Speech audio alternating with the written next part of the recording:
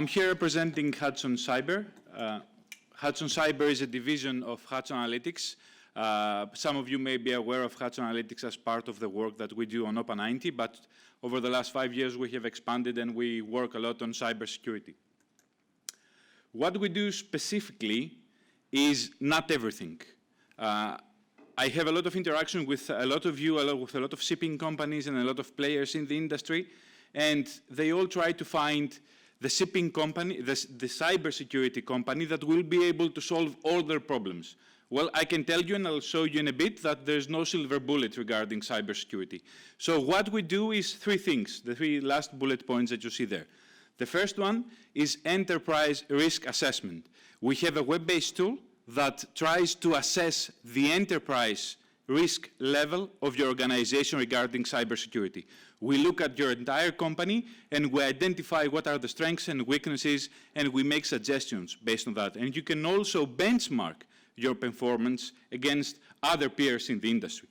The second thing we do is we offer cyber threat intelligence.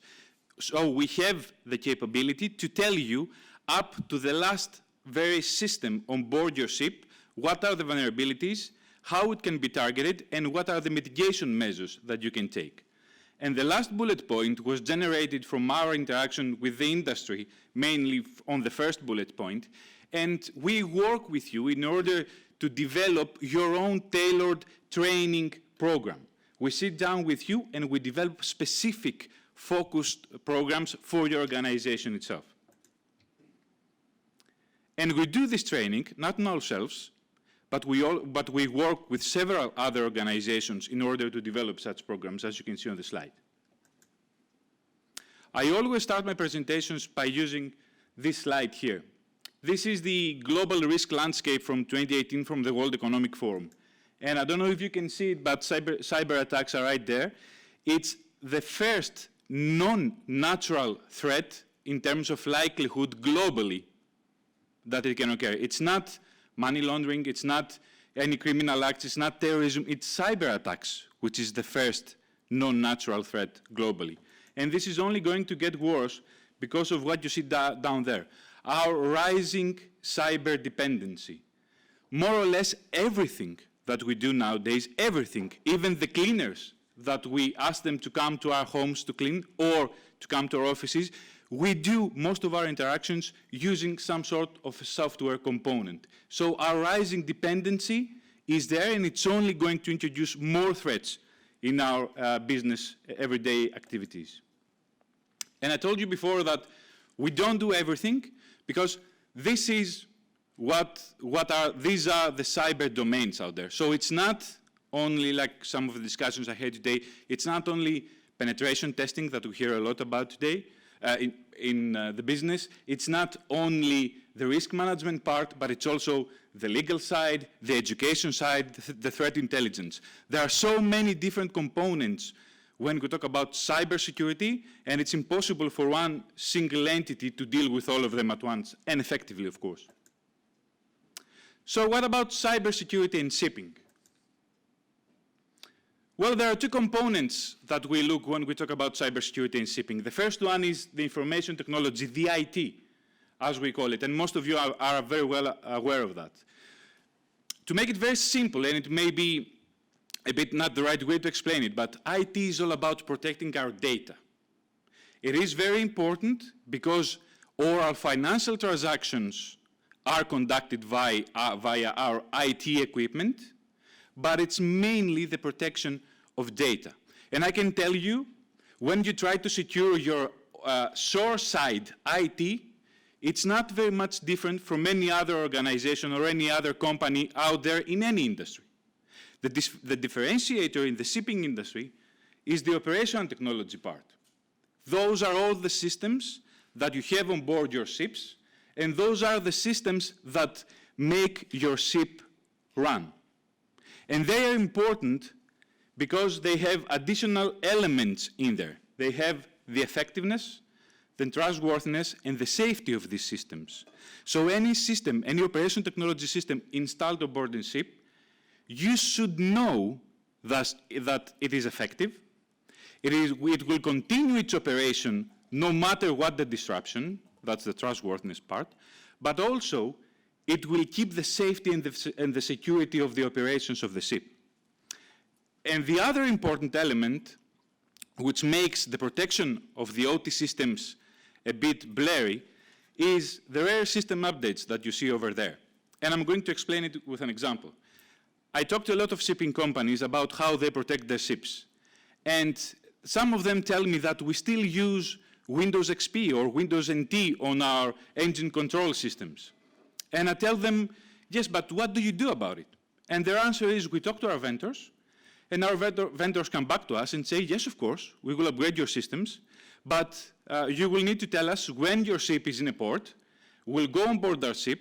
We will need the ship for 3 days to do the upgrade, and then you're good to go. How many of you in here have the luxury of leaving a ship standing on a port for 3 days? Please raise your hand. Please don't. So you can understand that there's an oxymoron there. There are ways of bypassing this when the ship is dry docking, when you build a new ship, but there are issues that need to be tackled, and that's what makes operational technology protection difficult. And of course, we talked a lot today about digitalization and the new trends that are coming into place. We talked a lot about artificial intelligence, autonomous ships, the big word, not Brexit, but blockchain. And all of these have a cyber component in them. So when you try to adopt these new technologies, you should take into consideration how they are protected from the cybersecurity side. And we get asked a lot of the times, is the industry actually a target? And I always use this board, this table right here, to explain it.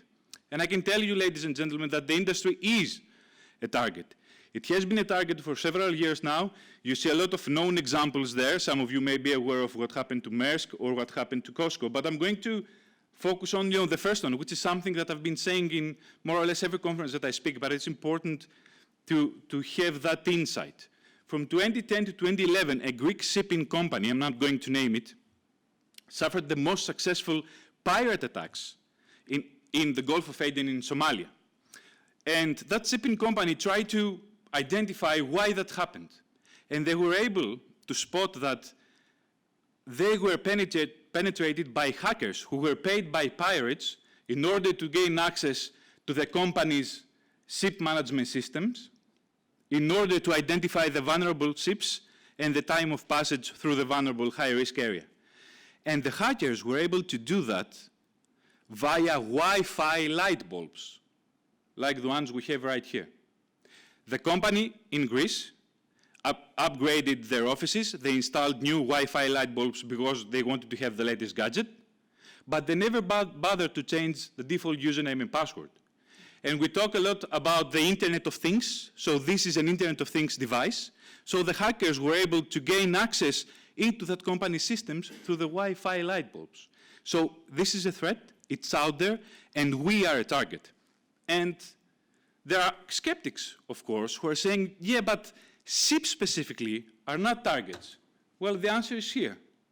The Coast Guard, I think in May, issued a warning that hackers nowadays have worked and have introduced and produced malware which are designed to disrupt seaboard computer systems.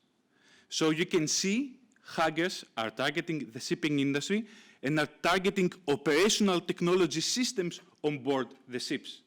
And this is not me saying, this is a US Coast Guard.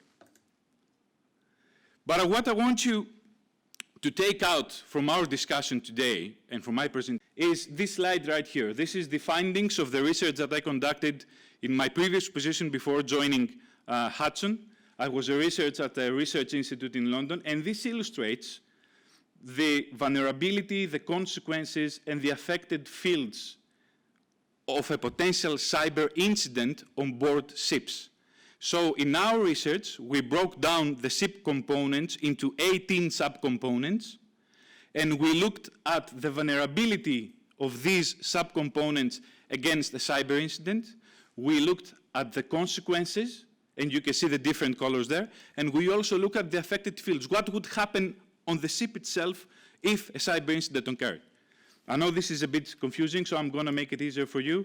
Look at the two columns on your right. The important realization from this is that right now, SIP systems are not as vulnerable as someone may think, or this more or less implements what SIP owners are saying, that our systems are not very vulnerable. But the worrying element is the consequence part, the red part of the consequence column. And this is only, and the vulnerability part will only get worse because of the adoption, the increased adoption of digitalization over the years. So the more systems you have, the red portion of the vulnerability column will only grow bigger. And the other thing that I want you to keep in mind, look again at SIPs, is when looking at the affected fields, data, environment, human, and physical, from the SIPs, if you remember, I said 18 subcomponents. Out of the 18 subcomponents, 16 of them have a physical consequence. So if a cyber breach occurs in one of these 16 subcomponents, there will be a physical consequence for your SIP. Your SIP may run aground, may have no propulsion, may have no navigation. It can even cause any issues regarding human loss of life. So we should try and understand that cybersecurity is not only about protecting data, but when we talk about SIPs, it's also about protecting the SIP itself. And the IMO, talking about regulations previously, has introduced a guideline that as of January 2021, cyber risk management measures should become part of your SMS. And the IMO is changing the narrative, and it's not talking about cybersecurity, but it's talking about cyber risk, and this is important to understand it. Because when we talk about cybersecurity, it's not a matter of if you will be attacked or if you will breach, but when you will be breached. So in order to deal with that, you should have a risk management approach on it. And this is what the IMO is introducing. This, of course, is already in place with TMSA3. All the tanker operators now have specific elements that require cybersecurity policies. So the regulation is there, it's coming, and it will become mandatory as of January 2021. But for us to try and explain this to our clients, we need to explain it in a way of explaining risk regarding money. So what is the ROI of investing in cybersecurity? But in order to do that, we should understand who owns the risk. I can tell you there's a very simple answer to this question. It's everyone within an organization. Everyone has a specific role to play when it comes to cyber risk. It starts from the top and it goes down to the last operator, the last user, the receptionist actually within the company itself. I'm not going to talk about the maturity model because the previous speaker did elaborate on it, but it's an ongoing process in order to improve your cyber posture. And what is coming next? What are the next steps? Well, we have seen from our engagement within the industry that now the insurance market is very much interested in cybersecurity. So we have partnered, and this is just an example, with Aon, and we are providing cyber insurance response, incident response, but also cyber insurance products through Aon. So the insurance industry is picking up on this new challenge. And as I said before, cyber threat intelligence is the new thing that's coming into the arena of cybersecurity. Organizations are trying to identify what are the critical components, what are the critical assets from the source side and the SIP side, and this is a way of dealing with it.